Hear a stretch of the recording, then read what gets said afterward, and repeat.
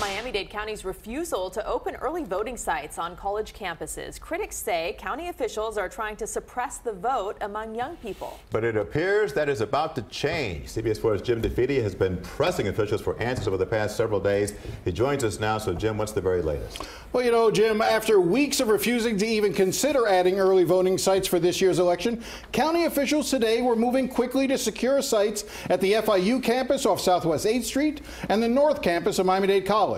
Earlier today, we caught up with Mayor Jimenez, who now seems to be embracing early voting on college campuses. An additional early voting site just makes it easier for the students there to vote. So we will determine if that's something that we really want to do. We do want everybody to have access to early voting.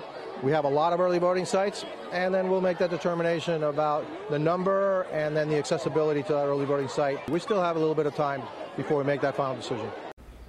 A final decision on the new sites will likely be announced early next week. It's an interesting story. So you've been looking into this, and we know that cost has been an issue as well, right? So two things to be clear about this. One, cost should never be an issue when it matters to do the right thing. You can find money when things are a priority, and voting should be a priority. But the county has told me that it costs $124,000 to open each of these sites. Now, we pressed deeper into the numbers, and there's a lot of padding there. It doesn't really make sense.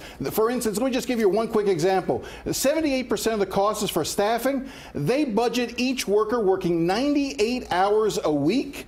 The first 40 hours at $20 an hour, and the next 58 hours at $30 an hour. Nobody's working 98 hours at these sites. Nobody's getting paid this level. So I think they're padding their budget a little bit. We're going to continue to look at that aspect of it, but cost shouldn't be a factor regardless. Bottom line, young people want to vote. They should have the opportunity. And make it as easy as possible. All right. Thanks, Jim.